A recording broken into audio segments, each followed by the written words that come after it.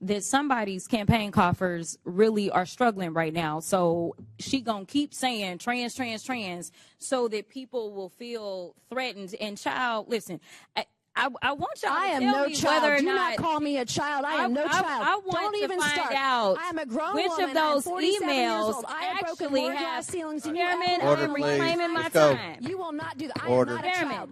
I am reclaiming my time. If you want to take it outside, Mr. Chairman, the committee is not Okay. in order. Order. Point of order. Point of.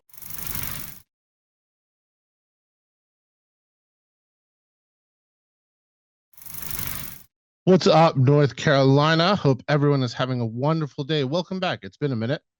A few things have happened. I understand we had an election. Then Christmas, Merry Christmas, Happy Hanukkah, Happy Kwanzaa, Happy New Year, Happy whatever you celebrate. As long as you're not hurting anyone else, we support you celebrating it.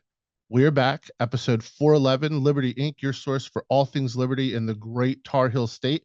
I am your friendly neighborhood communications director, Rob Yates of the LPNC, excited to bring to you Per Bylund, perhaps the preeminent living Austrian economist. We talk about some global economic factors, how they affect local economic factors, what is Austrian economics.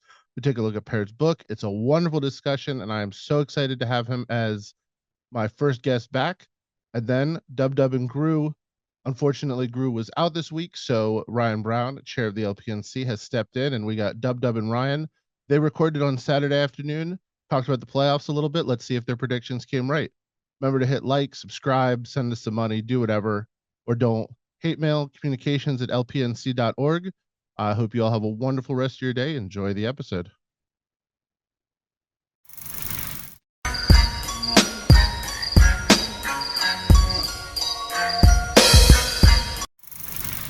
Hey, what's up, Liberty fam, and all you Liberty warriors around North Carolina, the country, and this great world we live in.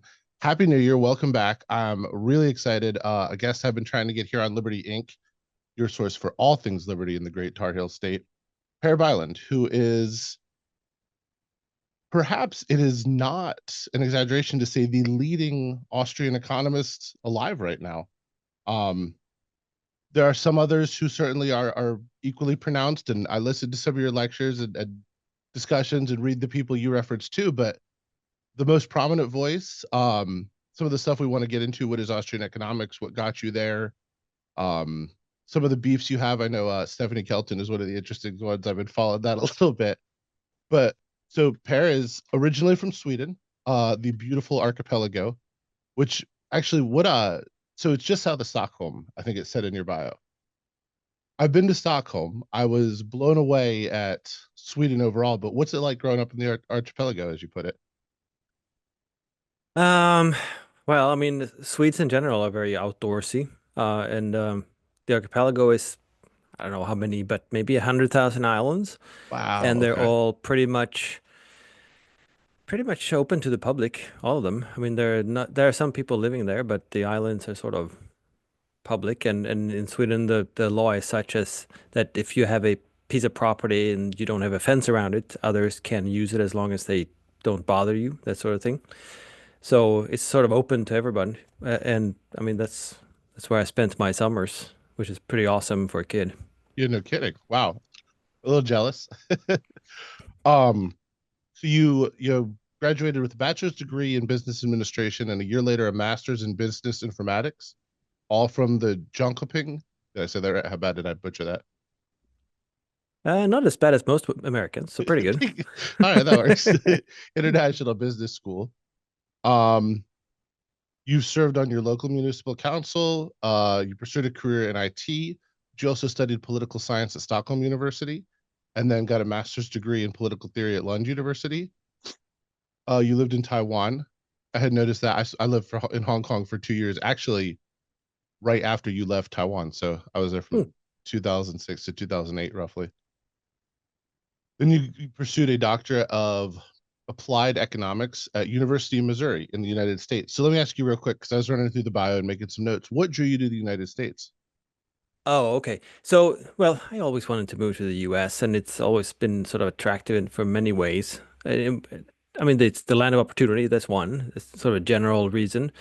Um, and if you're going into academia, there's really nowhere else to be. And also the libertarian movement in the US is, I mean, the money is here is one thing, but also the infrastructure, all the famous, well-known people who have actually made an impact are here. I mean, the Mises Institute is here, all of this stuff. So, I mean, a lot of things attracted me to it. Okay, makes sense. So you stayed in the United States, obviously, and now you're an associate professor of entrepreneurship and the Johnny D. Pope Chair in the School of Entrepreneurship in the Spear School of Business at Oklahoma State, and also a fellow at the Mises Institute. So, all right, apologies. I got 7 windows open on my desktop, and I have COVID right now, which is, it's not that bad, but it's a little slowed me down just a little bit.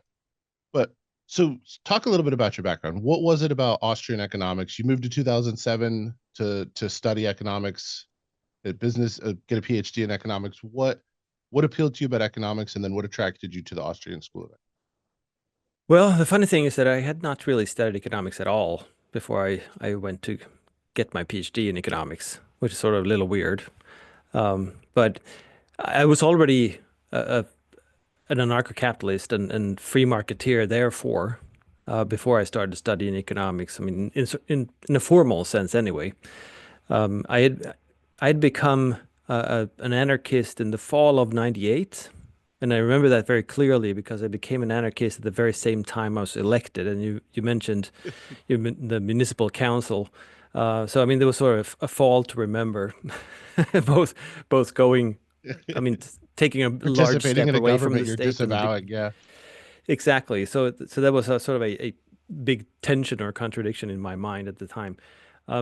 The reason I ended up there was that I took a couple of courses of economics in college, and because I spent a full year at the Hawaii Pacific University in '96, '97. And why Hawaii? Well, the Swedish government paid, so that seemed like a good alternative. But there, I happened to get into the courses with Ken Schooland as a professor, and he's been in the libertarian movement forever, and is on the board for Liberty International. He's written The Adventures of Jonathan Gullible, which is sort of a free market odyssey, which is now actually a movie as well, or a series online. Really? And he pushed me over the edge. So I was sort of a free market, sort of right of center kind of guy at that point, but he pushed me over the edge. And from there, I learned pretty quickly, started to read the classics and became an anarchist. And then in '98, as an anarcho-capitalist, there was not a whole lot of resources online. I mean, there was the Mises Institute, but there was not a whole lot else. So I started my own website, anarchism.net, which is still there, but it hasn't been updated for like 15 years, with a couple of friends of mine. And I tried to sort of start an anarcho-capitalist, I guess, movement in Sweden or something like that. And I published columns online on all sorts of liberty matters. So I published, I think, on the Mises website, the first one in like 2004 or something like that. And around the same time, my first piece at louRockwell.com. And that's basically what I did with my free time. I read all kinds of books that I ordered from laissez-faire books, and I wrote about my views of liberty and argued for liberty and that sort of thing, while I was working as a systems developer and studying political science. And well, I was also elected a couple of those years. And I didn't really like the job. I mean, in the beginning, it was sort of exciting when you learn a lot of stuff, but I was sort of miserable. And my wife told me that I was miserable. So she told It's me funny how they know. yeah, it is, isn't it? And of course, I the first thing I did was tell her that she's crazy. I can't quit my job because I make money and that sort of thing. And a couple of days later, I apologized and said, "Well, honey, you're right." And she was right, of course. And then I started applying for PhD programs. And in Sweden, you can't really get into one where you haven't already gotten a bachelor's and a master's in the same topic or the same discipline. And for me, the only thing that was possible was political science and political philosophy. But there are not a whole lot of PhD spots available because they're basically full-time and fully paid gigs. And being a white male with an interest in libertarianism, well, I didn't have much of a chance, let's Yeah, put it's it that not the way. So I tried a couple of years, maybe 3 years or so, but nothing really came out of it. And then I sent my CV to Jeff Tucker, who was then the VP of publications or something like that at the Mises Institute, and said, "Well, do you know anyone who could take me on or would have me as a PhD program, someone in your network?" And I think the very next day I had an email from Peter Klein at the University of Missouri and saying, "Have you considered Missouri?" Wow. Okay. And of course I had not. And I mean, the first thing I did was find a map and go, where the heck is Missouri? But then after that, I was like, okay, well, I'll just apply. And I was accepted, and then I moved, and that was it. Very interesting. So I want to delve into everything you learned, everything we talked about. We've discussed a little bit of this before, but for people watching who don't know, or just a refresher, and coming from someone who's written an economy or a primer on the economy, how to think about the economy, and also the editor of the Literal Guide to Austrian Economics. What, in your words, is Austrian economics? And you've been tweeting about this a lot lately because I'm interested in how you said you were surprised, or was it Friedman that was surprised there's not more Austrian socialists, I think? Hmm. Well, I'm not necessarily surprised. I just think that there should be more, right? So, and I think that is something that I've sort of stolen from Walter Block, that it would be good if there were more Austrian socialists, and more meaning more than zero, I guess. I mean, it is sort of a fun question, but it's it's easy to understand why they're not more socialist Austrians, because if you actually understand how the economy works and the true cost of regulations and the state, you can still argue that it's worth it. But considering how enormously inefficient it is and wasteful and how inviting it is to corruption and all this stuff, you can't really see it as a means toward any kind of end other than destruction. So if you love any people, including yourself, then it's really hard to be an Austrian and be a socialist. But to your question, what is it? You can define it in many different ways. I mean, to me, it's just sound economics. It's just economics. And economics is about understanding how the economy works. That's all there is to it, really. But it is different from the mainstream, so it's has nothing to do with math or statistics, that type of analysis. Instead, it uses sort of the traditional approach to studying economics, which is we theorize on what is going on. And in Austrian economics, we start with subjective value and that people act. And from there, you can actually derive laws of how the economy must work based on just how people act purposefully.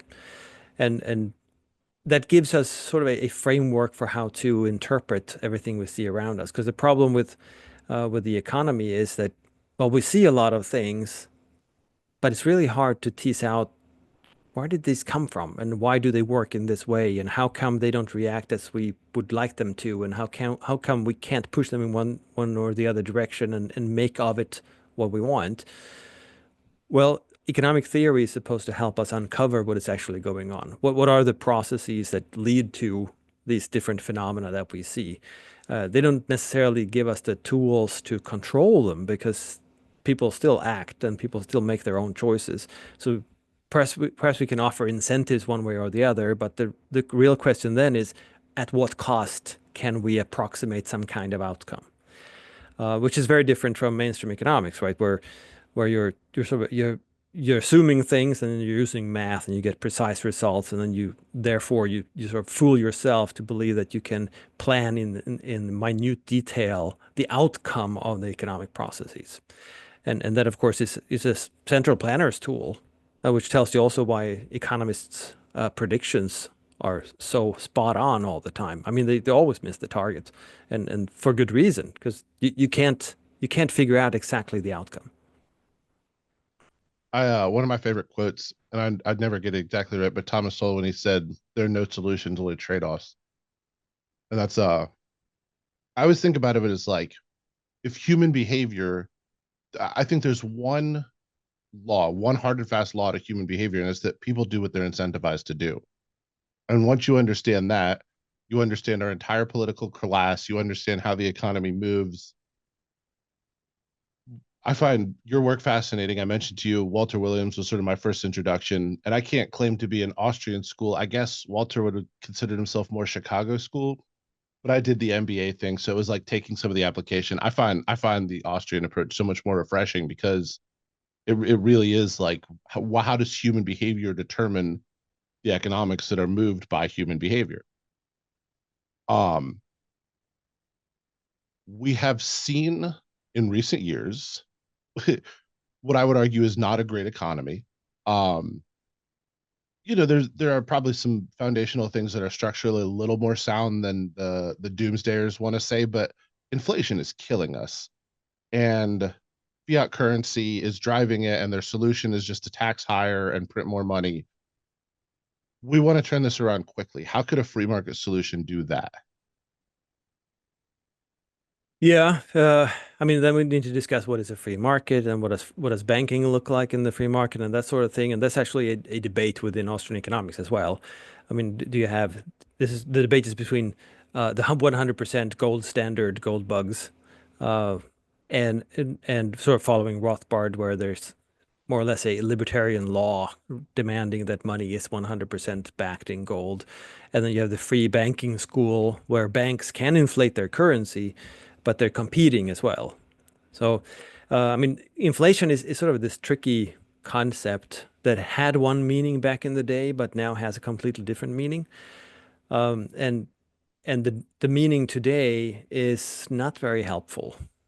Let's put it that way. I mean, so in the beginning, inflation was sort of the increase in prices, generally speaking, because the money had been inflated. So because banks started issuing a lot of extra receipts for the gold, which was the money, and people treated those receipts as money, there was just a lot of more money, more credit available in the system, which meant And the there Fed was a called it push for growth, right? I mean, that's yeah, and it is in terms of the number of dollars for okay. salaries and that sort of thing, right? But the problem is that each dollar is worth less. So it's it's sort of a statistical tool, and in a sense, I mean, you sort of strike at the core there, because John Maynard Keynes, for instance, which is sort of one of the main thinkers on what I call the dark side of economics. He's an I mean, economist. right. I mean, but he argued that there should be inflation, or Keynesians in general argue that there should be inflation, because when there's a recession and the economy is not doing very well, then a problem is that all prices do not adjust to the new situation quickly enough. So in order to find equilibrium again, or that's sort of the thesis, all prices need to adjust. But what prices do not adjust very quickly? Well, wages, because people are not willing to go, oh, okay, I mean, things are not going well, so let's just cut wages by 15 or 20%. Oh, people would be upset, right? Yeah. They wouldn't just accept that. So wages are sticky. So wages don't fall, which means there is money going into those people with jobs, and there are no more jobs being created and all this other stuff. So inflation was therefore suggested as a tool for the government to trick the working class to accept lower wages, because by inflating, all prices go up, which means you don't have to cut the wages. So the wages can stay the same, but they don't buy as much anymore, which means you've solved the problem of sticky wages, right? So it's It's sort of fascinating that it's generally the left are in favor of inflationary policies and things like that, when it is inflation that kills the working class. Working And class. that's the point of it. but that's that goes for the left, right? But inflation in the beginning was really just increasing and expanding the money supply. And creating new money out of nothing. And that, of course, has an effect on prices, but it's not a one-to-one sort of relationship. It's not like if you increase the number of dollars out there by 10%, all prices rise by 10%. That's not going to happen because people still act in different ways and all prices are not affected and things like that, right? The problem with that is, of course, that, well, you can look at the number of dollars being created, and some people get away with creating more money without actually affecting prices much. And you don't really know, would prices fall and by how much, and without the inflation. And how do you use that in terms of policy? Well, you don't really, right? So what matters to most people is, do prices rise in general? So you look at consumption prices, and therefore they created a statistic of consumption good prices, so that they could measure the actual outcome in terms of, are prices falling or prices going up. And that became then the new concept of inflation, is the rising prices. That sort of makes sense from a policy perspective, but from an economics perspective, when you're trying to explain what is going on in the economy, it doesn't make any sense at all. Because prices, I mean, they go in all kinds of directions for different types of goods all the time. It's called the pricing mechanism, right? I mean, if people start buying certain things and they stop buying a certain other thing, well, then you would expect the prices of the things they're buying now to go up and the price of the other thing to fall. So that's expected. So if people suddenly start buying a lot of more stuff than they did before, then of course prices of everything should start to go up. And vice versa, if they go, well, things are not looking good, so I'm going to stop consuming, I'm going to save a lot more money, then prices should fall, generally speaking, right?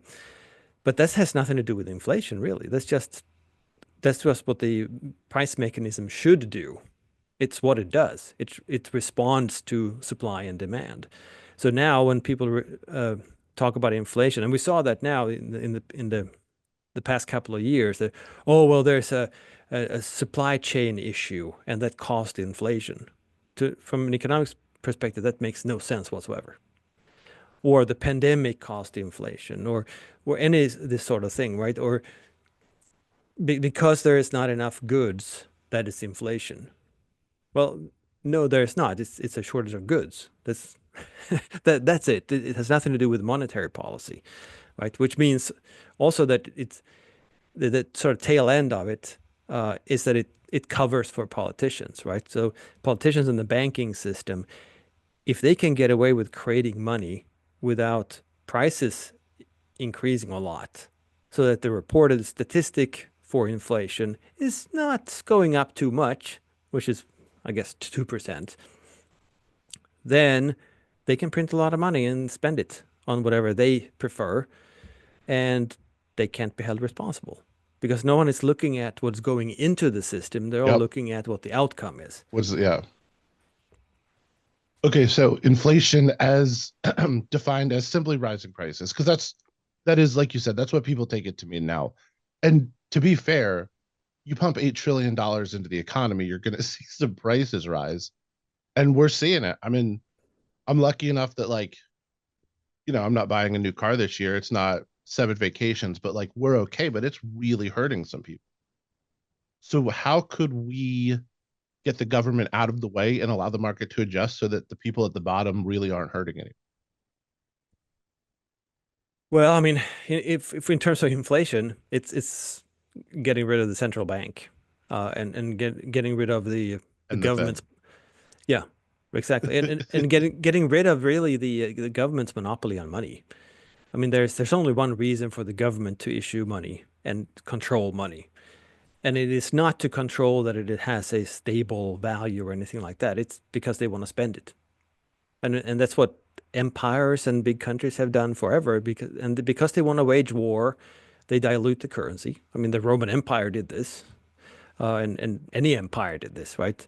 They just, back in the day when it was gold and silver coins or copper coins or all this stuff, I mean, then whenever the states or the central bank got their hands on those coins, they just melted them down and then they made new coins. They were a little thinner, or they put the copper or Some other gold metal in around the middle. something Yeah. else, right? So they looked the same, but they could make a whole lot more. I mean, that's true inflation, right? In the traditional sense. And then, of course, the government could buy a lot of stuff, could get a lot more influence and do whatever they wanted because they had all this extra money. And before people realized, and then they would accept them as money, which makes sense, right? But it's really a way of taxing people without people Yeah. noticing. Yeah. It's sort of the sneakiest tax. Yeah, yeah, it is. But it's also it's worse, right? Because taxation, people know that they're being taxed and they're making choices based off of being taxed. In terms of inflation, you're creating all this money and you're you're redistributing wealth from the people who get the money last to the people who get them first, right? So the government and the banks, they can spend all this new money before any prices have adjusted. And then prices start to adjust, which means a lot of prices start to go up. And the people who get the new money last as income, it's usually people on fixed income and that sort of thing, right? And poor people. Their income does not go up, but all the prices go up. And in the end, they will. It hurts So them. it's really redistribution from the poor people and from people in general, the general population, to the elites. And while doing this, they're really screwing up the economic system in total because they're distorting all the structures. So they're not only redistributing wealth, they're also screwing up what is being produced. So if you think about it, if the bankers started buying a lot of mansions, well, of course, then people could make a lot of money selling mansions. So you would have a lot of more construction workers building mansions rather than building affordable homes and that sort of thing. You would have people fleeing from other types of jobs into construction of mansions because that's where they can Money get is jobs and make a lot of money, that sort of thing, right? So you get a whole lot of less produced of other things that people actually want. And then when this goes on, of course, you're going to have a lot of people really well paid producing things that there's not really a real demand for, but there's a demand because the elite has created extra money for themselves okay. that weren't there before. They created out of thin air. And then the whole economy's production apparatus is distorted to produce for the elites that has really just tampered with the currency.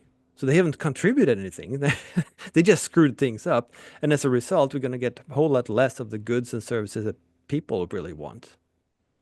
And it gets even worse, of course, with inflation because then people get poorer, so they Because can those buy even services less of cost this more of their stuff. money and they don't have more money.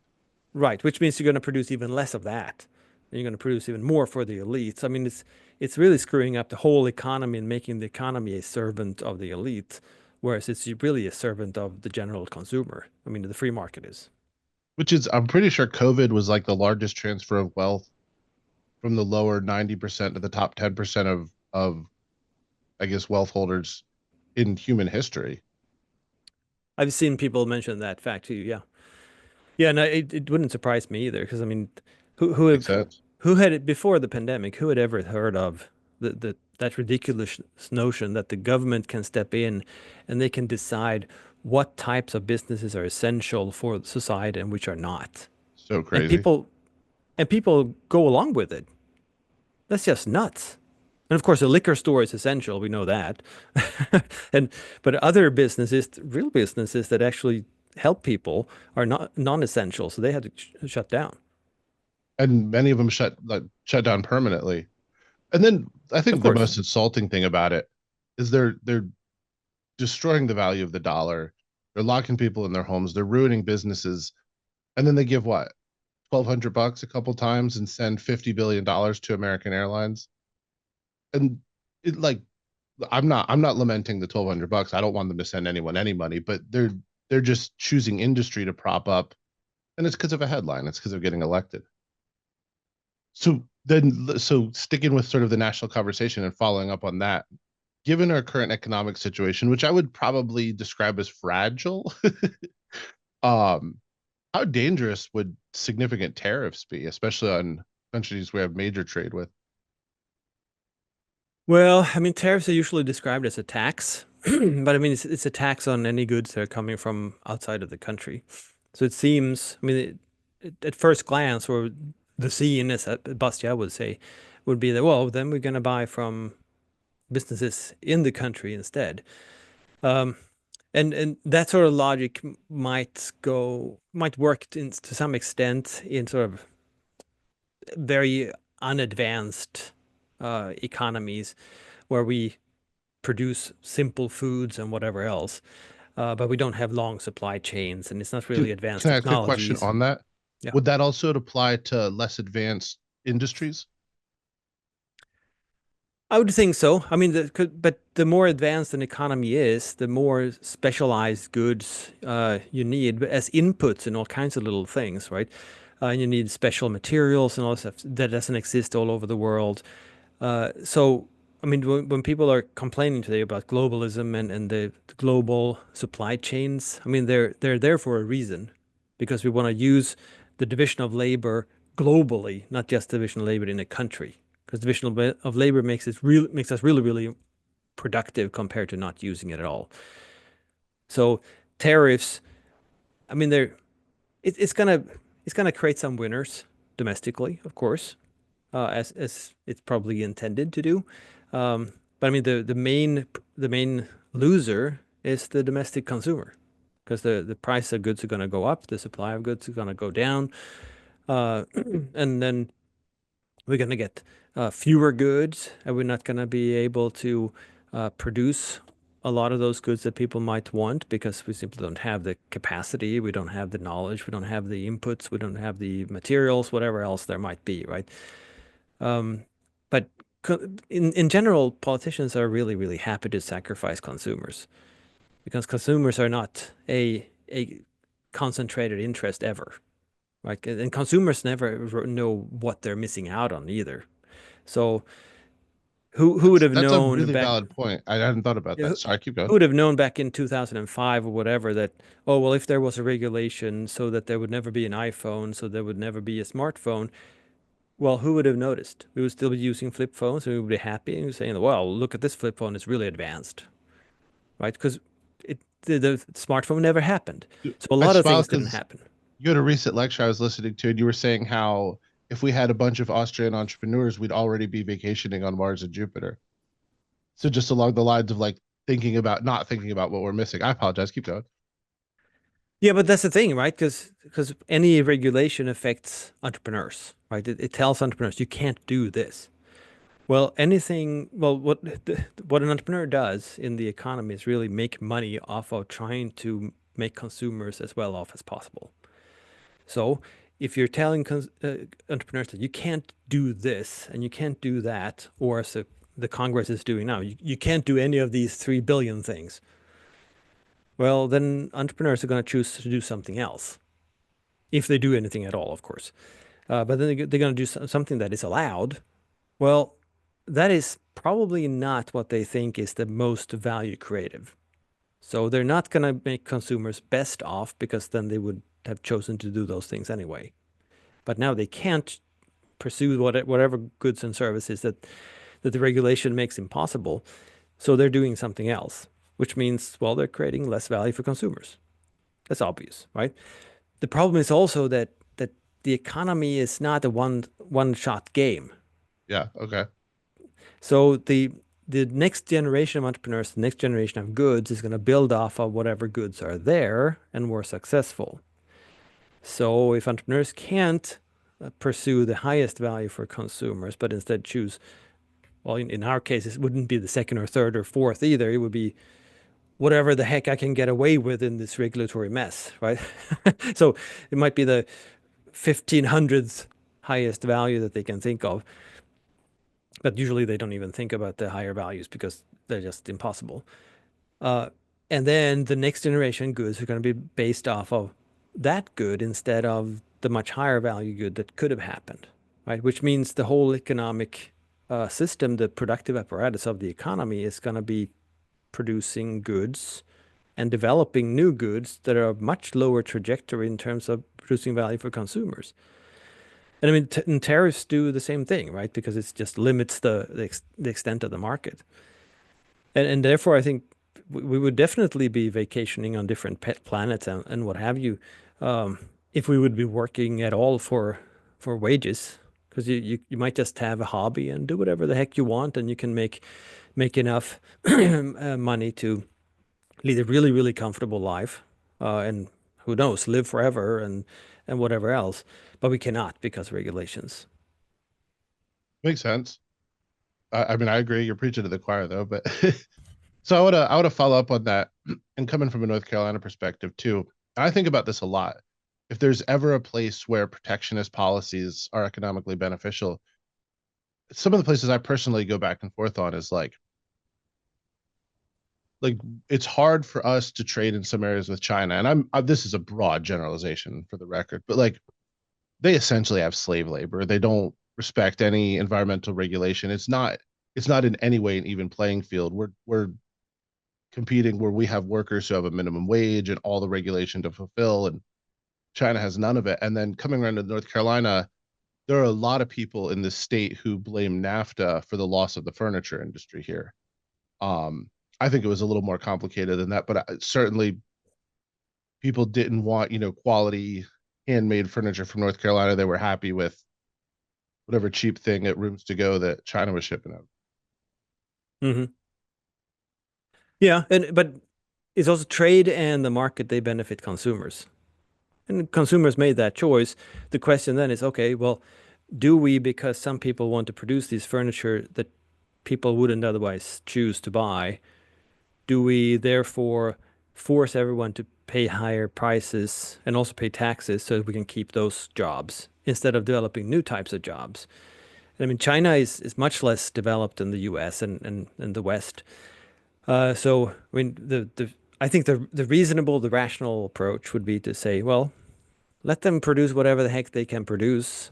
If they want to subsidize their production so we get cheaper goods, yeah, that's their problem, right?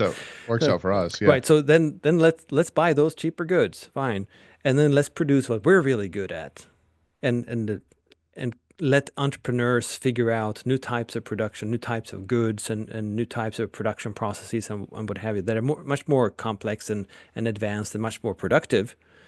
And we know that more productive production process, I mean, that means the wages are much, much higher too. So it's really a trade is a win-win on both sides. So I don't really see the problem, and people tend to when I push back on this issue, saying, well, what about consumers and that sort of thing, they always turn immediately to geopolitical issues, which is really a war of states and the states' turf and their prestige and power and influence and whatever else. But the whole point is that, well, who is suffering from states and their quest for prestige? Well, the consumer, regular people, especially poor people, because the rich can always get away with it, right? So, free trade and get rid of the damn empire. I mean, that would be the solution.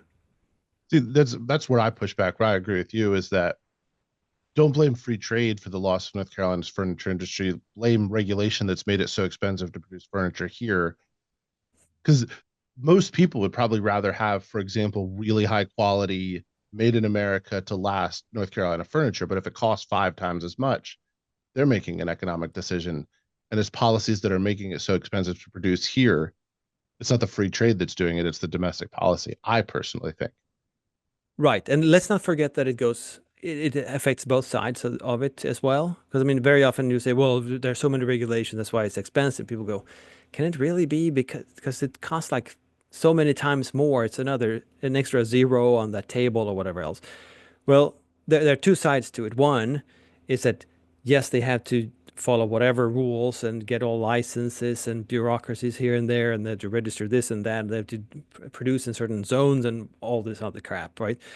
That's making it a lot more expensive, also making it fewer entrepreneurs. And these regulations also mean that there are lower paying jobs across the board. So we have both sides, right? The cost of that table to keep those entrepreneurs afloat is higher than it otherwise would be, and the salaries for everybody are also lower. So people's purchasing power They as a can't buy the result is table. much, much, much lower, right? Yeah. So no one can afford the freaking thing. Whereas otherwise, would they choose to buy those higher quality furniture? Yeah, they probably would. Would they do that if the price is lower because of fewer regulations? Yeah, probably. Would they if the price is lower because fewer regulations and they're making more money because of fewer regulations? Yeah, they would. So Yep. it's really not an Yeah, issue. it's the trifecta. Yeah. Is there ever a situation you can think of where protectionist policies would be, where the trade-off would be more beneficial than less? I No, try to not think of one. really. I wrestle with this, but I can't come up with one. Yes.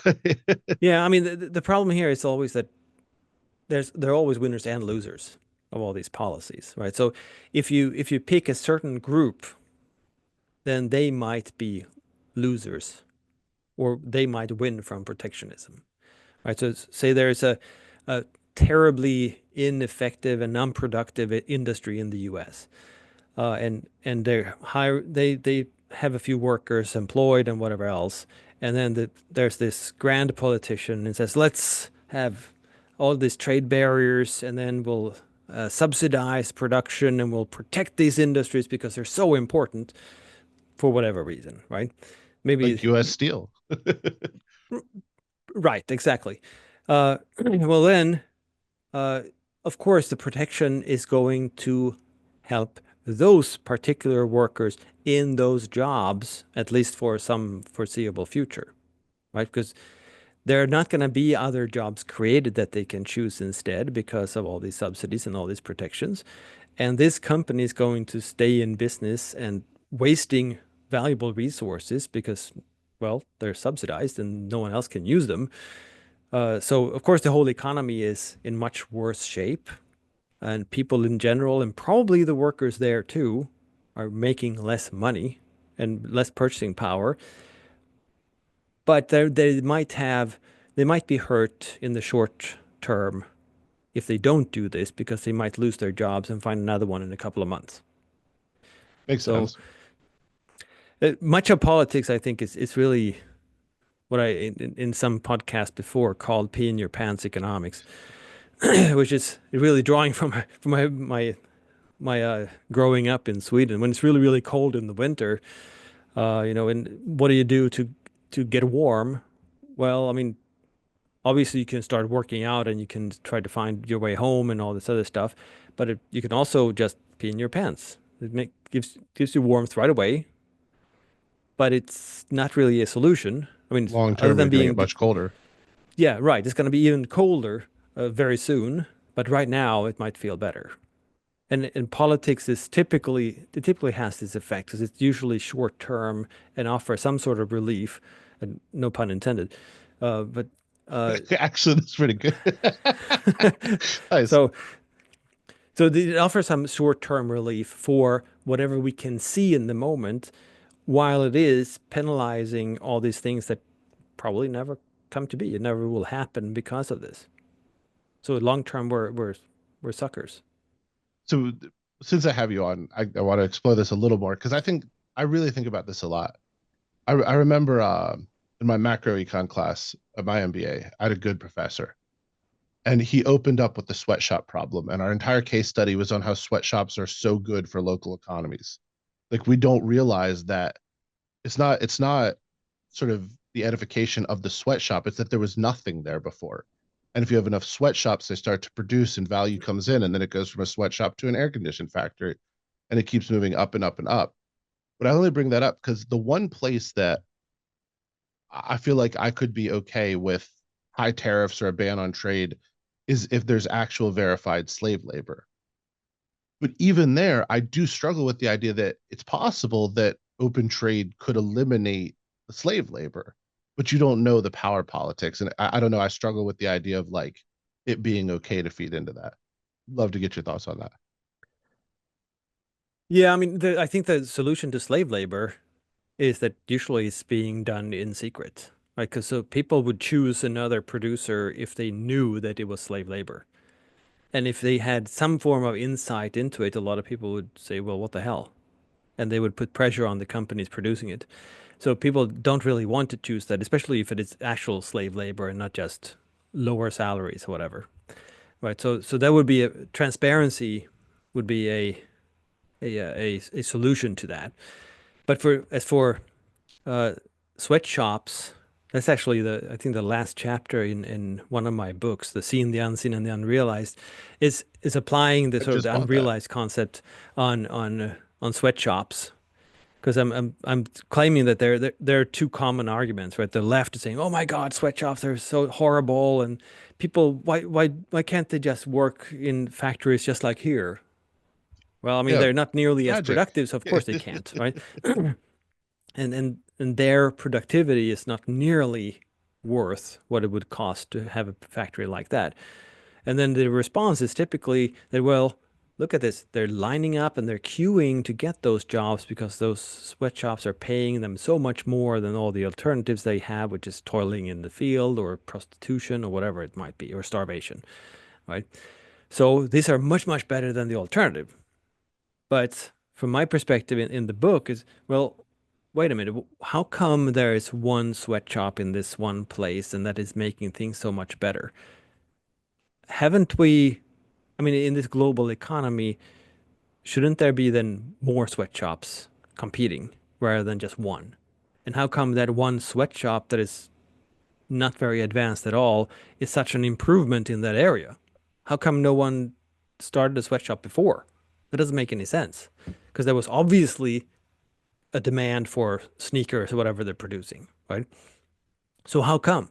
Well, something must be stopping them from establishing. So the first one, and that's usually what is the case, right? That they're invited and then maybe they have to bribe a politician or two. And then they get the monopoly right to have a factory in this town or in this region or whatever else. And then they start the sweatshop and they're paying a whole lot more, so they get the best workers. But they don't do a whole lot more than necessary because they're the monopolist. Or in this case, they're the monopsonist of labor power, right? So they're the only buyer of labor. So they pay something, basically just nothing from our perspective, but a lot from their perspective. And then they have a simple factory that does the job, but not a whole lot else. And no one else can compete with them, so they don't have to improve it. But had it actually been a free market, then first of all, someone would have placed production there a long time ago, and others would have established factories as well, which means they would have competed with each other for the labor. So wages would go up, work conditions would improve, and all this other stuff. So they would have a much easier time to catch up with our standard of living in general, were it not the case that there were regulations. And those regulations don't have to be local ones either. They can be just international trade barriers that make it impossible to place production where it makes sense to place production. So sweatshops are, I mean, sweatshops, yeah, it's in a sense, it's a step on the way towards economic development, but it should be a pretty short process. Especially with our modern economy and consumer being global. Exactly. So, I mean, it should be a year or two, not why is this one sweatshop there doing the same things for 30 years? That doesn't make any sense. And that shouldn't be the case. But because it is, something has to explain why that happened instead of what we should expect. And that's almost always regulations. Well, so following up on that, and you mentioned the local versus the national and global. I definitely personally think more about the local and the state stuff, because I think theoretically, the more decentralized you get, the more you can hold a government accountable. And I'm the only person maybe in the Libertarian Party. I like my HOA, but like, we made the decision to move here. The value proposition the HOA offered was very clear. My wife has been on the board when we were unhappy with it. We attend all the meetings. They basically keep the front looking nice, the pool and the tennis court looking nice, and enforce some basic rules like you have to cut your grass and you have to power wash your house if it looks moldy. And we live in a nice neighborhood and my house has retained its value, right? But decentralized, I'm directly involved. It feels to me like that often does not hold true as you go up just a little bit And even though it's a local level government, supposedly that there's enough degrees of separation that they're not responsive. I think one of the places that we see this in North Carolina very poignantly, but all around the country is in housing costs. And I wanted to see if you could talk a little bit about how zoning regulation is just so destructive and drives housing prices through the roof. Yeah, and of course, I mean, it's like any other regulation in a sense, right? But it's just in this case, it's a regulation saying that what you can do with your property, which means, of course, that well, if you have options or if you want to do different things and you're not really sure, but that's a nice piece of property, you're not going to be even thinking about buying it because you can only have factories here, or you can only have residential buildings or whatever else. So in that sense, it limits your options, which means whatever you're trying to accomplish, that is, if you want to build a house to live in, well, then you have that area that is decided by politicians, that area only is where you can do that sort of thing. Well, if there's then huge demand or a lot of want for housing, well, that area is going to, yeah, the prices are going to go through the roof, of course. And then maybe next door you have another zone where it says, well, this is supposed to be parks and recreational areas or whatever else. Well, consumers in general don't want that as much as they want the housing. So in a free market for land, more of that land would be used for housing because that's what people want. People want parks and stuff too, but not as much. And it's not as urgent. It's not as it's not valued as highly. And builders will take care of that too. When they create communities, they know what the consumer wants. Yeah, of course, because they're entrepreneurs, right? Because they're creating things that they hope the buyer will find of value, because that's how they get paid. So they won't create what they know is crap and that no one really wants. No, they want to create as much value as possible.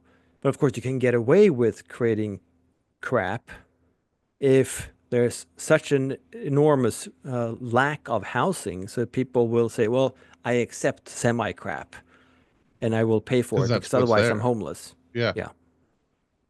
One of the most fascinating side effects of, and North Carolina has some of the most restrictive zoning laws in the country, and it's really affecting us. So in Charlotte, where I live, oftentimes when the city council would grant a rezoning permit or a building permit, the builder would have to agree to build a certain percentage of affordable housing. And what happens inevitably is they build housing in a lower income neighborhood, and it ends up driving up the prices of everything in that neighborhood. Because like you said, people need a place to live. They're looking for housing. They don't see it as lower income housing. They see it as available housing, new build housing.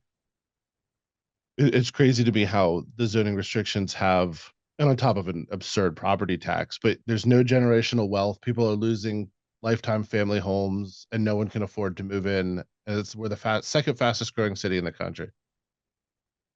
Yeah, and the whole thing with affordable housing and that politicians get involved to create affordable housing is so ridiculous, because why is housing not affordable? Well, two reasons. One, plenty of regulations on housing, which drives up the cost so that you get lower supply of housing. So that the prices go up and the prices are really high. Because if you wouldn't regulate it so strongly, then people would create all kinds of different types of houses. And at the same time, it limits the market, which means that the wages are lower than they otherwise would be. So again, it's both ends at the same time, and both are going in the wrong direction because of regulations. And then, of course, the grand politician steps in and says, "Oh, let's solve this with a regulation," which is ridiculous. Yeah. It's happened here in North Carolina. We'll see what happens going forward, but I'm not optimistic on that front. Well, then, I mean, the builders are loving it too, because they don't even need to build huge houses to make a bunch of money. They're making a ton off every row house they build. So we're coming up on an hour and I want to be respectful of time. Just a couple more questions, but something you've been writing about recently, it's a field that I've worked in marketing and communication. So not pretending to understand the technical aspect of it, but the trade-offs when you have human intervention over other humans, like the Fed, like housing regulation, the trade-off is always, I think, weighted against prosperity, especially over time, as you met. You have a stimulus package, for example, you pump money into the economy, of course you're going to see a pop right after the money hits, and then you feel the effects of it and the pea turns cold. I love that analogy, by the way. What about human intervention over machine? So we have AI coming everywhere now. I mean, it's pictures and videos, but what I think a lot of the people playing around on Grok don't realize is how much productivity AI is already bringing into the market, cutting down hours, more effective, fact checking. I'm copywriting, editing, marketing, communications. I use AI all the time, and I still feel like it's best if it runs through me, but I don't know how much longer that will be true. Is there any justification or need or role for human intervention over machine in the economy? Well, I think there's as much a reason to stop AI as there was to stop the spinning jenny. I mean, it is really just a machine and it's a tool. I think that the reason we find it so scary now is apart from uh, the talk of AI as killing us all and that sort of thing. I mean, that's probably watching too much sci-fi. Um, but the reason we find it so terrifying now compared to back then is that, well, back then it was manual labor and it was things that we don't do anymore. So it doesn't seem so bad, but now it's affecting us all. And what is this? My job. I mean, of course you're going to be The afraid, laptop class. right? And it's the same for me. I mean, why would students pay thousands and thousands of dollars to show up in a classroom to listen to me preach when they can just get a tailor-made course by AI in 2 seconds and with video and graphs and whatever else, and they can keep asking AI questions. I don't understand this. Could you explain it? And AI will never say, "Oh, screw you. I've done enough." Right? Yeah. So AI Yeah. will just continue until you know it, until you understand, and it will teach each and every one in the way that they want it. Right? So it's going to affect my job too. I mean, the question though is, do we say that, well, here's this new tool that means that we can go on and produce other things and use the tool and make society glorious? Are we going to stop that tool because, no, I want my job? And in the short term, that seems like a problem. What am I going to do? Well, the thing is, why in the world are we still working 40 hours or more a week in order to survive? We don't have to do that. It, it, it's not necessary at all. It's just that we're being used so unproductively. So much of this labor can be replaced with machines and should be replaced with machines. And then let's use, I mean, it's this thing that we have uh, in our skulls. That is the ultimate resource, right? That's where creativity is. That's where everything that means anything in the longer term is there. That's where the technology comes from too, right? And we all have it, and we all have different perspectives, and we all do different things.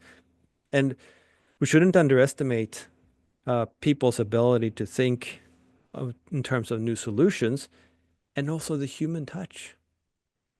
So the human touch is going to be one of those things that people are going to pay a lot for, not only because they're lonely, but because everything is going to be automated by machines, right? So one And it'll thing be that more I've available for that reason too. exactly. So one thing that I've claimed is that having packages delivered to your door by a human is a luxury service that we will pay extra for. And usually when I mention it in my class or whatever, people go, "What?" Because they just That makes think of sense the to me. UPS guy, right? The UPS guy or the post guy or the mail guy or the Amazon Prime guy or whatever it is, because that's how we deliver packages today. But I mean, fast forward, well, with regulations, I guess 10 years, but otherwise a couple of months, we're going to have drones or whatever else, and they're going to deliver all the packages. And people are going to pay extra for the service of having a friendly face, someone say, "Here's your package, sir," and the smile, right?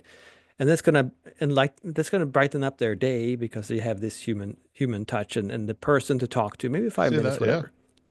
And then they're Maybe gonna pay more, for half that. an hour, have a cup of tea. Like Exactly. And that would be something that, I mean, how much are you going to make as a UPS guy in that world? Well, most packages are going to be delivered automatically at basically no cost. And then you're going to have a lot of people who say, no, I prefer a human. And this guy is so nice. And then they're going to pay a lot extra for that service. It's not burdensome job, unless you hate people, of course, but you're not going to be very good at it if you hate people. So, I mean, if you just want to hang out with people and meet people, much like many Uber drivers, they Yeah, that they was don't my mind thought. driving. They don't mind driving cars, but they want to meet people. That's what most people say when I talk to Uber drivers. Why do you drive an Uber? Oh, I love to meet people. Or some people put it, well, I talk too much and my wife tells me to leave the house, that sort of thing. But the thing is that it's not a burdensome job. It doesn't require a lot of skill, really, but you are a human.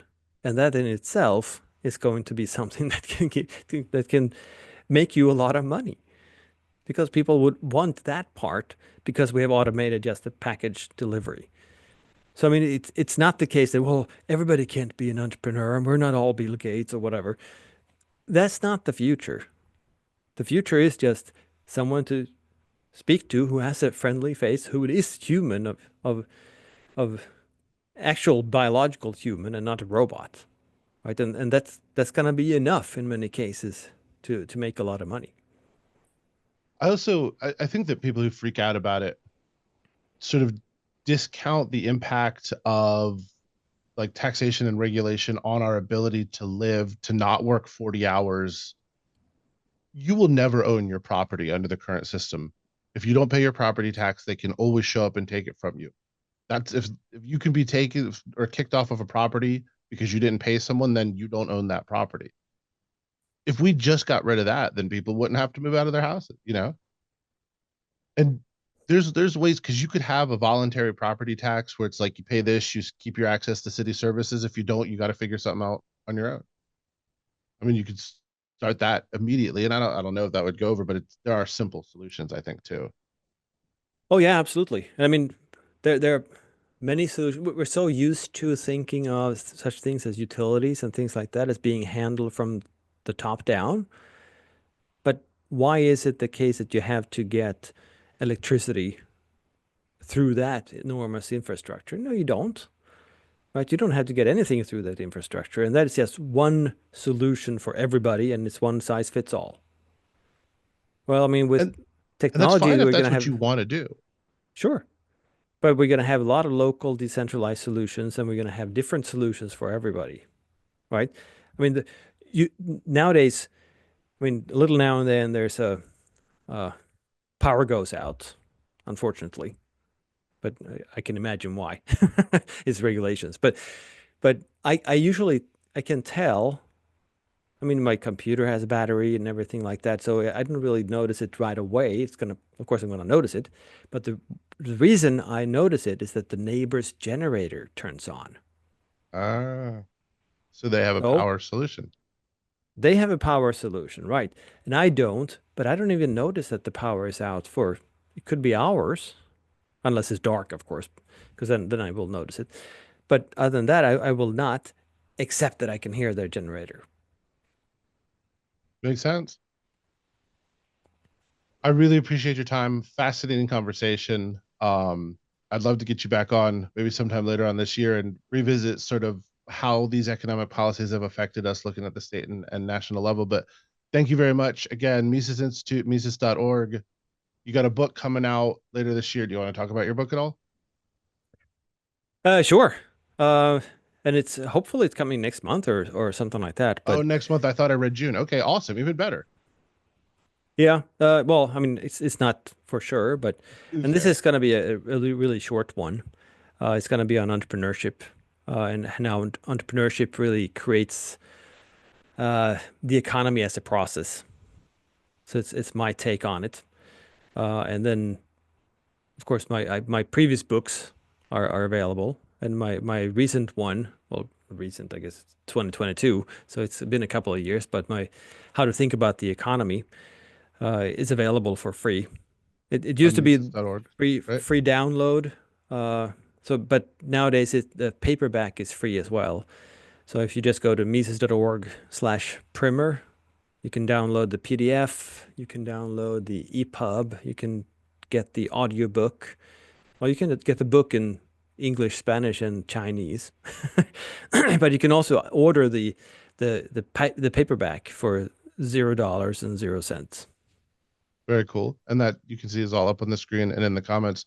What else do you have coming up? Any conferences? I know you were a lecturer at the Liberty International School 2 years ago when they did their online course.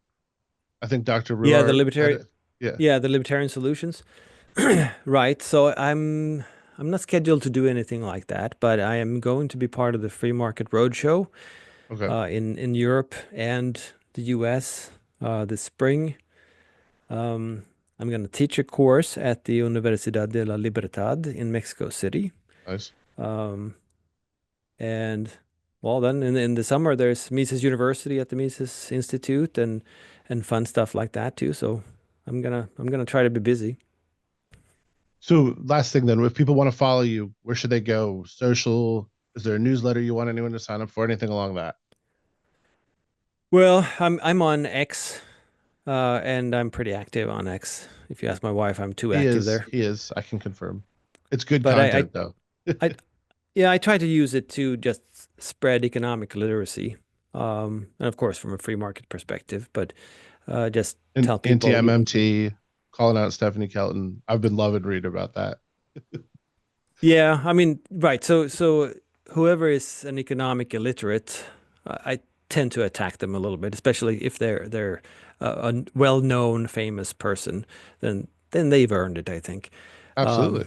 So follow me on X is that's where I'm most active. I mean, it's just my name, and I write an occasional column at Mises.org as well. But I post about those as well. Well, there you have it. You can see on the screen at Per Bylund on X. Mises Institute, go download How to Think About the Economy. Per, thank you so much for your time. I really appreciate it. Fascinating discussion. And North Carolina, have a wonderful rest of your day.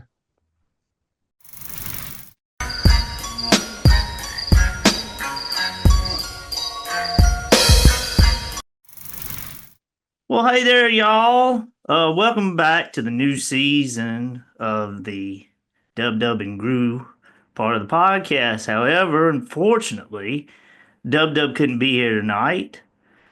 Well, I'm Dub, but Groo couldn't be here. As you see, it's our beloved, our beloved LPNC chairman, Mr. Ryan Brown. How are you this afternoon, good sir? Mostly beloved, and I'm doing well, thank you. How are Well, you? it's Hanging in good there? to have you here, filling in once again. And of course, if you're seeing this now, we're well into the NFL playoffs, in which the Panthers did not become a part of. However, they did end the season on a good note, and Bryce Young proved to himself, I guess, and the Panthers that he is the solution, at least for next year, to be the quarterback of the Panthers.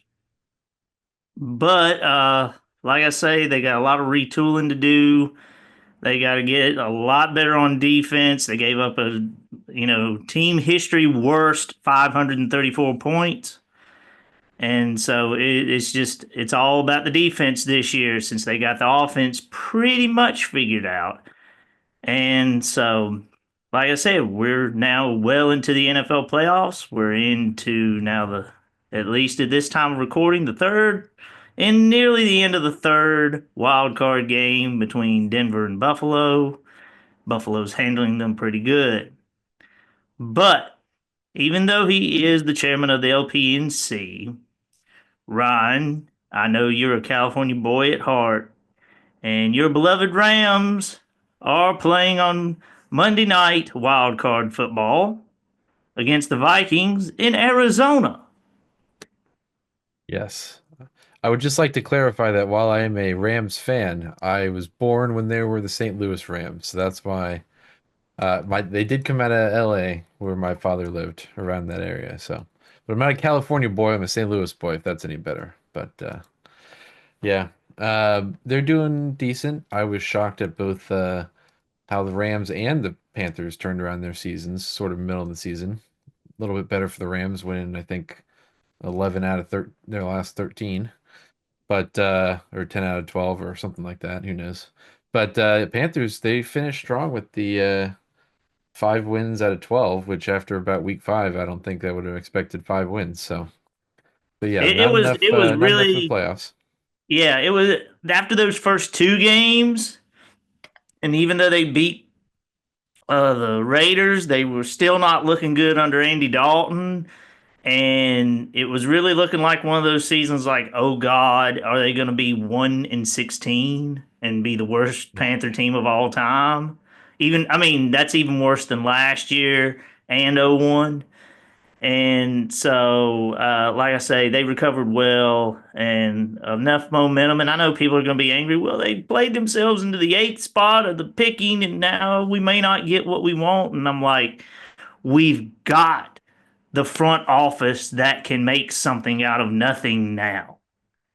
I would Yep, you say gotta. their only bad pick of the entire draft was probably the running back position. You know, he tore his ACL again, and it's just unfortunate, but you know, that's how these things go sometimes when you take risky picks in the 2nd or 3rd round on a flyer and the flyer, you know, crashes and burns to the ground. So I don't know what they'll do in that case. And of course, you know, they now have picks that they've gotten from other teams and conditional picks that they've earned from other teams, especially one of the playoff teams, the Baltimore Ravens. Because Deontay Johnson got cut, that means they get a bonus pick from them because he did not finish the season with Baltimore. So I think that's There you go. another 6th or 7th round pick or something that they get. So, you know, more good stuff Yeah, coming up. people talk about playing out of draft spots and whatnot, but at some point you got to build a winning culture. And if you draft a little bit later, but you got a culture that sneaks a few wins out, even if they quote unquote don't matter, then it's pretty good to turn a team around. So, Mm-hmm. well, hoping for the best at least next year and Yeah. going forward. Because yeah, Bryce Young, he looked like one of the worst quarterbacks to ever play, and then he turned it around quite a bit. So it's kind of an up and down season for everybody, but they trended in the right direction.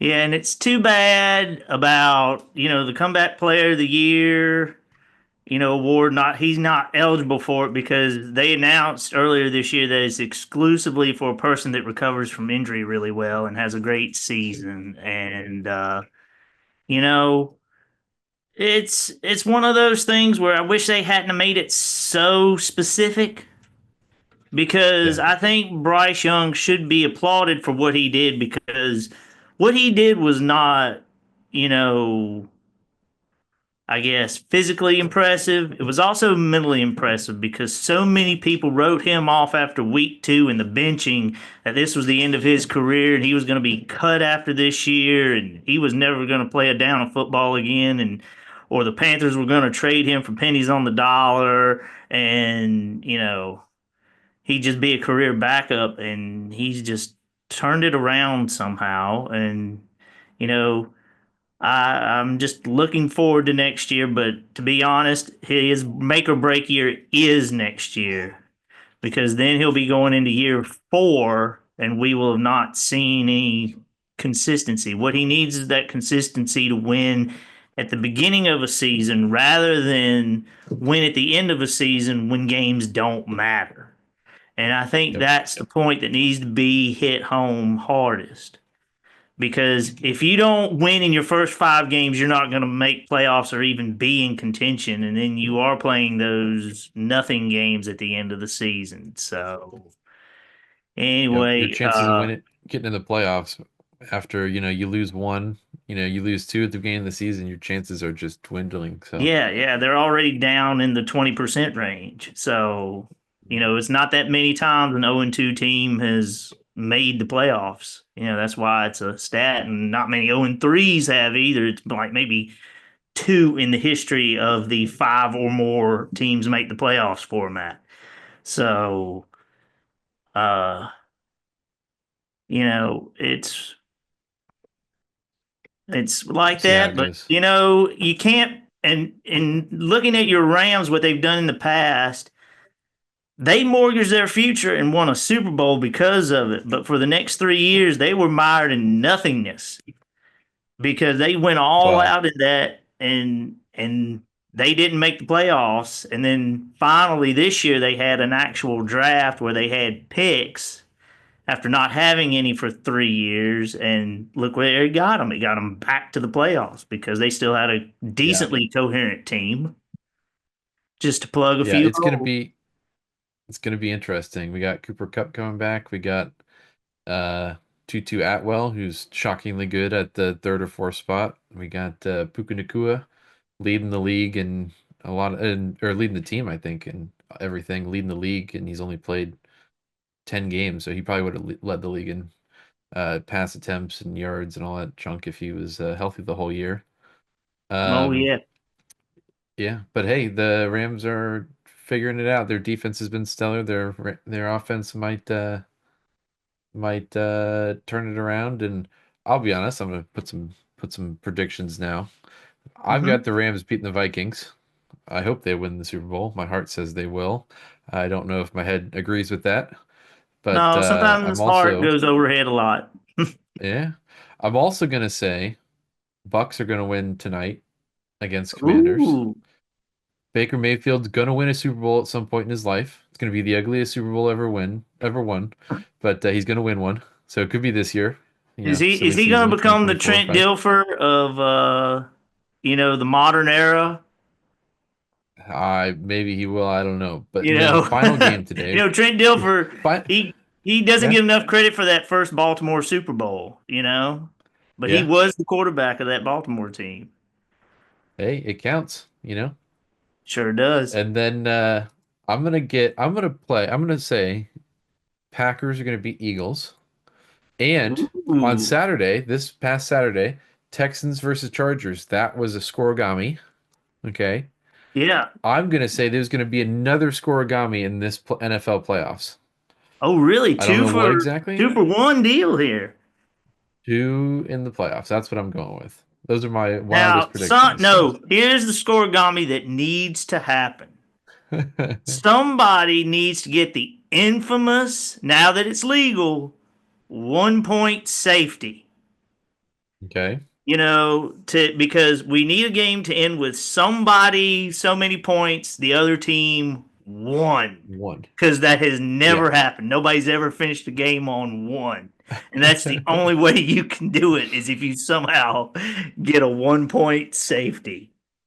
I think there's been a 3-2 game before, so Yeah, yeah, we that could go was with the lowest Auburn and scoring game ever. Mississippi State. That was 3-2. I remember watching that game live, and Mississippi State, Auburn was like top 10 in the country at the time. And it's like they would always go down the field and either fumble the ball, intercept, or miss a field goal, like within the 30-yard line. That's how bad that game was, or how bad Mississippi State was. And I was just like, That's you pretty guys good. are that close to winning this game, like 5-3, and y'all can't do it. That's how bad they were. All right. You But got any other anyway, good hey, predictions? yeah, those are some decent predictions. All right. I had a six-way parlay that blew up last night because I had the Chargers actually winning versus Houston. And the Chargers, even under Jim Harbaugh, chargered and lost that ball game. And I'm Well, like, that's what you really? get for betting on the Chargers. Yeah, that's what I get for betting on the Yeah. Chargers. But then again, it was one of those no sweat bets from DraftKings, so I don't feel bad that I Yeah. lost a six-way parlay. It was a free bet, basically, a free $5 bet. So, Fair enough. I don't know how long we do these segues or no segments, but I will throw out there. I will hard cut to this one. Hurricanes starting to look a lot better in the last week or two. We slumped for a month there, and I'm looking forward to that. That'll be pretty good. oh We'll yeah, see how and they do this also afternoon. speaking of the Hurricanes, today is the retirement day of of Eric Stahl. Eric Stahl's jersey. I almost said Jordan Stahl, but he's the current captain. And speaking of Jordan Stahl, he is on a massive heater right now. He's I was got gonna say, I 5 can see why goals you. in 5 games. He's got 4 assists.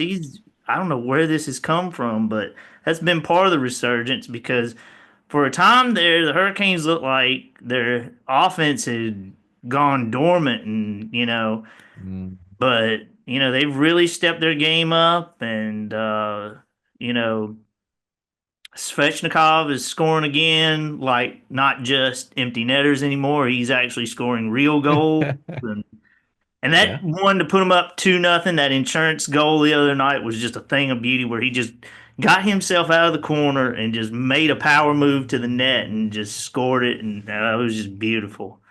And one Yep. thing I can't understand, and this is what gets my ire, is that if I try to sign up for what is now the FanDuel network, they give me a message of this game is blacked out. And I'm like, if it's a sellout, how can they black a game out?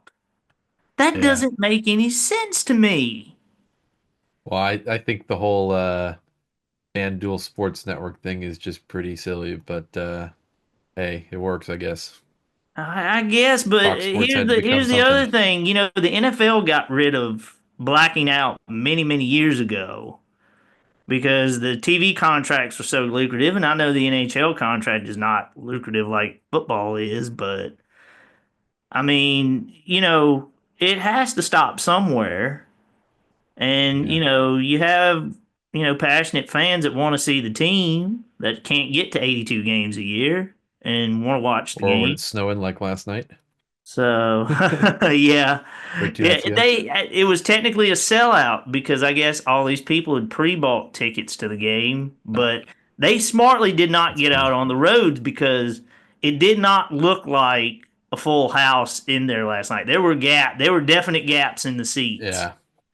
And, God bless the people that did come out, but I hope there weren't a lot of wrecks because that game didn't No, start till 7 o'clock. And I can tell you it was snowing pretty hard at 7 o'clock up here, and that yeah. was a fast 2.5 inches we got. And I know you had a little bit of glaze your way. Yep. Thankfully, you had pretty good here. I can look out my window and see a little bit of snow out there, but not as much ice or skating around as the Canes are doing. So that's good. Yeah, that is good. I know, I think it was like north central Arkansas and Memphis got 1/4 of an inch pretty bad. And, a 1/4 inch of ice is what'll bring down trees and power lines. Set cars So, on fire on Highway 70. oh my God, that meme's been going around again. They're Yep. like, don't let this happen again. Of course, Godzilla and Stay Puft Marshmallow Man. So, Yep. but that's our first decently measurable snow in about 3 years. So I'll take it. Enough to Yep. look pretty, but not enough to cause too much trouble. And So we still get our Canes playing, so we can talk about them. So there you go. yep, yep. We got the Canes, and also it's just it was announced today, I believe, that they're they're going to do some preseason for Charlotte FC. There's a lot of optimism for them. I saw that one of the, I can't remember her name, but one of the women's national team players have signed for the Courage. So, that's good for them. And of course, Denver got accepted for $110 million as the 16th NWSL team. Wow. So that means some of the Courage players are going to be lost in the expansion draft here in a couple of years. So uh, that's about it. I can't say much about the Charlotte Hornets, but they've had a catch of the injury bug again that has derailed their season, in my opinion. And the only other basketball we can talk about is what happened yesterday in Raleigh with the block at the end of the game for the Tar Heels that a lot of state people I saw on the television doing the goaltend symbol, and it was not. And they even showed the side view, and it was still going up. It was a legal block, and an exciting game that is the rivalry that's not a rivalry game. I've never understood that, to be honest with you, because I've always thought the two rivals of North Carolina were, of course, Duke and NC State. You know, but Well, you what know, do I know? the UNC. Yeah. But Never all I trust know is UNC fans. my alma mater won yesterday, which is why I'm sporting the Bulldog shirt today. There you go. So they beat Presbyterian, you know, or as I call them, the Methodist light people. And it's not hard, you know. When I heard, I was like, well, that sounds just like what the Methodists do, only lighter. I was like, That's pretty how good. can you be lighter than a Methodist? And I grew up Methodist, and I know how light our churches are. I mean, we Well, as still give you the option when you get baptized. You can do the sprinkle on the head or the dunk in the lake, you know, that's funny. but Well, you as a still have the Presbyterian, the win option. must. There you go. As a And Presbyterian, that win must have been ordained and predestined. So there you go. yeah, but anyway, enough of that. But also, um, one more thing I want to touch on that has happened since the last broadcast is that North Carolina's high schools have now gone to 8 classifications, which means 1A to 8A. And it's created a weird boondoggle of proposed conferences. Like, for example, my alma mater high school, Bartlett Yancey, got reclassified as a 3A school, whereas our rivals, Reedsville, got reclassified as a 4A school.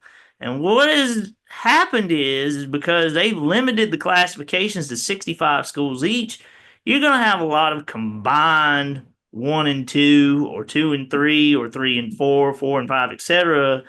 conferences, and they put us in the same conference as Reedsville. And I didn't want to play Reedsville again because here's the thing: we can beat everybody else in the conference but them, because they always railroad us and they always win the conference, and then every couple of years they win the state title game, and then it's you know That's how it pretty is. And funny. they got eliminated in the first round this year, which it was a scandal because that's not what Reedsville does. Yeah. And they got all up in arms up there, and I'm like, well, welcome to our world, where if we make the playoffs, we're just happy to make them, and if we get eliminated in the first round, well, that's just par for the course. So Yeah, it seems like way too complicated of a classification system there. But hey, what do I know? So but no, I know what it is. I know exactly what it is that they want to give more teams to get a shot at the playoffs. Like, if you do 32 teams each class, that means you're going to have almost 200. I mean, gosh, it's 240 something. A lot of teams vying for a football championship of some type. And I just think you're going to have teams that are going to be making the playoffs that only won 3 games.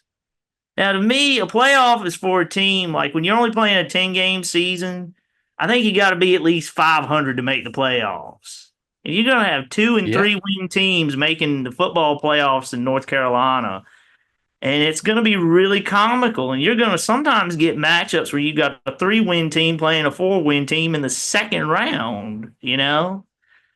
Because the way I see it, they're going to do 32 teams, for all the things. It's going to be 16 in each classification in the West and 16 in the East. And then you'll play off for, the regions that way. Because I don't know why they wanted to go to 8. I guess they just wanted to make more money, more revenue for the Well, school.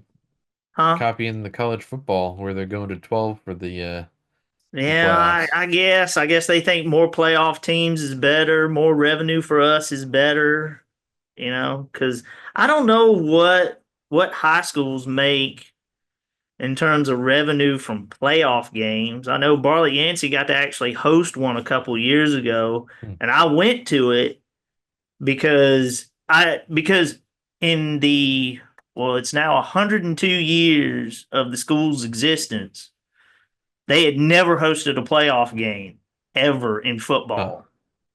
And it was their first time. And of course, they got beat 28-7, but still, I Naturally, got to yes. say, hey, I went to a Barley Yancey playoff game, which no other, very few people have ever been able to say that. So, Sure. but, it is what it is. But All right. all So I know speaking of is that we have yet again come to another close of this beloved institution we call Dub and Groo with Dub and you, Ron. I see what you did there. And yeah, and so thank you again for showing up here and being a good sport about the whole thing and really helping out, because we really people love this segment and like the old saying that Jalen Rose used to say in his podcast, you got to give the people what they want. Yes, sir. So, That is true. and one more thing, I want to remind everybody: if you like what you've seen here, you just give us a like. If you want to comment about what we've done, comment about it.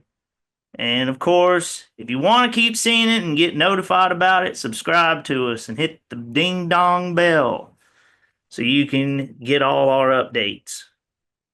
And And that's all I if you're a have.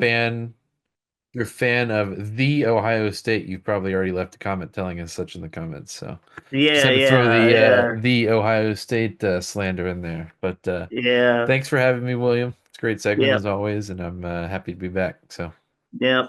So everybody out there, stay well, and we'll see you again.